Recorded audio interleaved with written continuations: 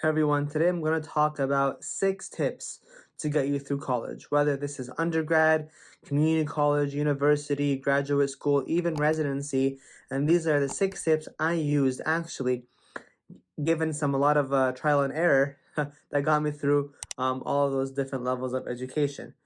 Now, the first one is to stay organized. Do not cram. By cramming, you are going to increase your stress level, right? And that is something we should not be doing at all, especially given the automatic stress we get just to being in college, right?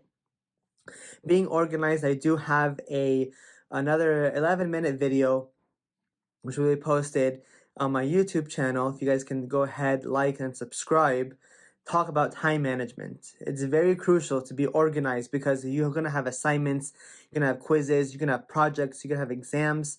All these things need to be on your calendar with allocated times of when you're going to finish those assignments and even study.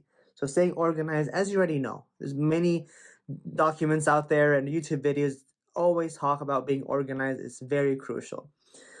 Now the second one is, you're going to laugh at this, but make an effort to attend all your classes. Here's why. First of all, you're already spending hundreds, maybe thousands of dollars, right, for that class. You might as well go attend, right? You're spending money. Second thing is, you're going to study that material anyways. So why not, if you're paying for the class, sit in there and use that time to maybe listen, right? I hope you're listening, not playing a game on your phone. I used to do that. You're listening to what the professor is saying while you're also having your notes in front of you, taking additional notes from the slides and from the professor, right? So make sure you make an effort to attend all your classes. Again, I'm going to be the first to say I did not attend all my classes, but I regret it. Especially in pharmacy school, when I'm like talking to my friends, oh, do we need to know the slide? He'd be like, well, if you went to lecture, you would know. Yeah, you do. He also mentioned 1, 2, 3, 4 things that weren't even on the slides that you have to know about that topic. I'm like, well, if I had just attended class that I paid for, instead of sleeping in, I would have known these things that will show up on the exam. The third thing is actually, surprisingly, is how I kind of passed pharmacy school is using other resources, whether it's office hours, going in and talking to your professors. Usually all universities now, colleges have the open door policy. Hopefully they still do that. And obviously studying with friends. If that's how your studying style, you study with friends because they might know more, they paid attention, they read something that might benefit you. And the thing I used best for in terms of when it comes to resources was YouTube. In pharmacy school, I'm not sure how this drug really works. I don't understand it just reading it.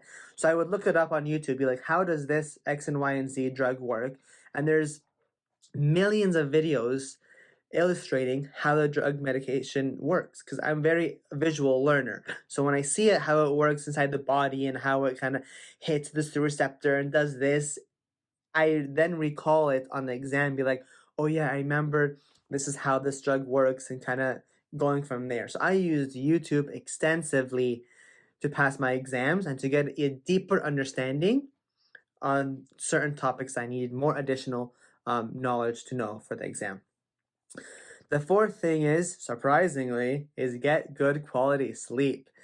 You're doing yourself a favor if you sleep. I regret this. I would stay up, do tons of just, overnight studying, like staying up in the library all night and day, studying, and I don't get enough sleep. I end up, not sponsored, drinking tons of energy drinks, right, to get me through. I'm still drinking it now. Don't ask me why.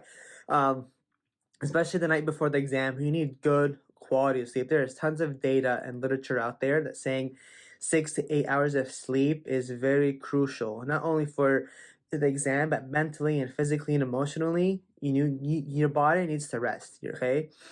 We're not like hamsters running continuously. We need to stop, take a deep breath, and just relax, okay? Especially if you stay organized, as the tip number 1 I talk about, then you'll know that you've done your part, you've studied enough, you studied your lectures 2, 3, 4 times, you've done everything you can. Now it's time for you to rest so you can actually retain that information for your exam, okay? Number 5 is develop a studying system or a technique. I have a video about this in my YouTube channel on the 2 top most useful tips that I kind of benefited from when it comes to studying. So do this very early on. I know it might take a while for certain people, but make sure you end up eventually utilizing that study technique throughout your career, your student career, right? It takes time. Again, watch YouTube videos for different tips about things, or read articles, or even ask friends, how do you study? Oh, okay. And then you just, take bits and pieces from different techniques and make your own technique, right? For example, I'm the person who has to read slides maybe 5, 10 times, before I get it, and I have to write things physically down and not just type it, right? So you might be the same. Maybe you're more a visual learner, right? Maybe you need like a huge whiteboard and write and draw, and maybe you need flashcards. A lot of people use flashcards. You need to develop a technique, understand it, like dive deep into it, so that you know this is the actual technique used for whatever exam you did well on, right?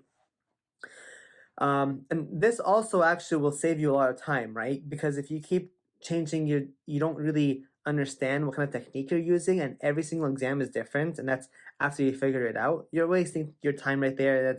That's more quantity over quality, which you always have to do quality over quantity when it comes to studying and anything else in life, in my opinion. So the last tip talking to you guys is prioritize your studying materials, right? So this is really big. So for example, you have class A, right? Is you have an assignment that's worth 2% of your grade, and it's due, let's say, tomorrow. But you also have a quiz that you haven't really studied for at all, and in your second class, class B, and it's worth 15%, right? It's no brainer which one you want to do better on, right? But again, going back to tip one, if staying organized, you'll obviously be able to finish them all, and that's the whole goal, is finishing the assignments for class A, studying as much as you can, and making sure you understand everything, the materials for class B, for that 50% um, quiz, right?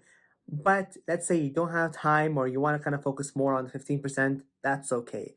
Always prioritize what is worth more with your classes, especially I remember in undergrad, you maybe have 2, 3 exams the whole semester, quarter, and that's your whole grade right there, right?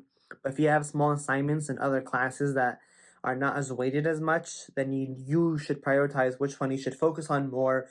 And when you organize your time, again, you finish the assignment a week or 2 weeks before, or you finish it, try to cram it in within the hour of just finding out about that assignment, so that you can allocate the next couple of days or even hours or whatever for that 15% quiz. So that's what I'm talking about in terms of prioritizing your materials. So again, the 6 tips I have for you guys kind of get through any levels of education. Stay organized so you don't cram. Again, I'll put my YouTube link for that time management below.